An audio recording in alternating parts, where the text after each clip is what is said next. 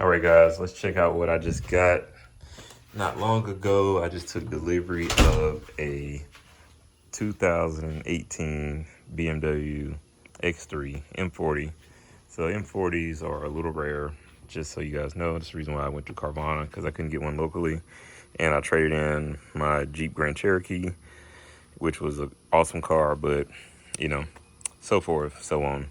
So just want to go over the condition of the car as I received it. They did put new tires on the car, or came with new tires, and these are the Bridgestones. Bridgestones run flat tires, so I really can't tell if the previous owner put them on or not before they traded in or not, but that's currently what I have.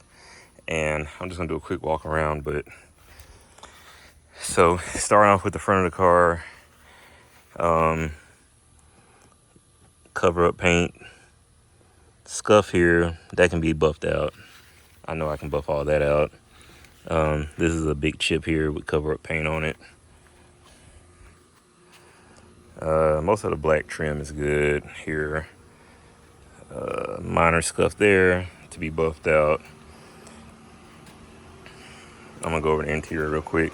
It has comfort access, so all that. Like, I pretty much knew exactly what I wanted. I've test driven a few of these, so I wasn't going into it completely blind. I've driven the X3M, which didn't do it for me, surprisingly. It was just too rough, too hard, and didn't really sound good. So I started putting my eyes back on the M40. But interior is decent, I guess. This is still, some of this is dirty like this. I think this is just dirty. I'll double check that, but if not, I'll just have to get some interior leather paint to paint that and get it cleaned up. Center console, same thing. It has like 1 to 3 specs on it where the leather is a little jacked up, but I don't think I have any other issues on the interior. Headliner was decent, but like I said, I know there's another spot on this back seat where it's dirty. Like, say this, for instance, like something that easily could just, take a detail brush and scrub it and should be cleaned up pretty easily. But the real problems come in the rear. So this is where the disappointment comes and I'll just say off the top, like, this was supposed to be a one owner lease car, but first thing I noticed was this. It's like, looks like paint, even though the whole area doesn't look like it's been painted. But I'm not sure if this is like overspray or just lazy work, but pretty much the gist of it is the car has been painted in the rear. Something happened in the rear. So overspray. Overspray. A lot of, I'm trying to see. Okay, that's not, I thought that was scratch, but that's just like water residue for the most part. This is a small scratch. I can live, I'm not mad about that. This is chip. This, on the other hand, is horrible. Cover up paint all over this. Touch up paint, whatever you want to call it. Horrible job. I don't think this is dented. Like, I don't think this is actually, the metal is actually dented. It's just that it was a scratch here. Maybe they bagged up into something, or pretty much what normally happens is with the lift gates, they raise it up into something and then it chips off the paint. Overspray. This side is much better on the bumper side. Not here though. Messy work. Poor painting. This is overspray here as well. And I'm pretty good with cars because I painted cars. I've done all this kind of work before. This, can't tell. Okay. Almost looks like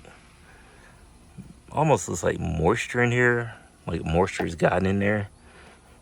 Like, it almost looks like it recently got painted. Like, it's just so horrible. The worst part about it all is, like, I really like this car. It drives good. The brakes are good. They got good tires on it. Like, mechanically, everything seems good on the car.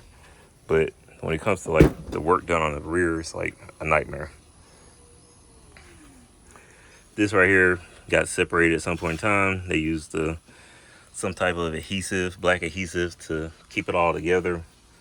Almost forgivable. overspray, and overspray. Missing, like it's missing a tab here too, missing a push pin. Worst part about it though is this.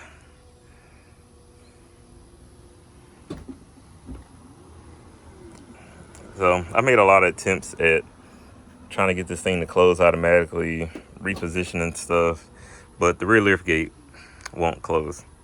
Okay, I'm having to force it down by hand, and then it'll go ahead and like automatically lock. So that's something that will have to be fixed as well. So I guess at this point, I guess I'm gonna take the allotted time to maybe evaluate the car some more.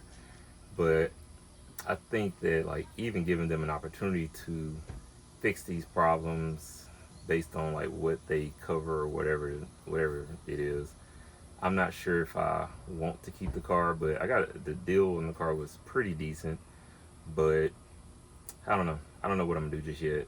Basically just see how they respond and handle the situation, and I guess we'll go from there with everything. Like, I think there's probably a ton of videos about like the Carvana process and everything. Like, it's been smooth, but this of course is going to cause a lot of problems and a lot of additional communication between me and the company. So we'll see how we go from here. I might just have to take advantage of the exchange policy and get another car, and it might not even be an X3 because there's not a lot of them available, at least the M40, like what I'm actually wanting right now. So we'll go from there and see what's next.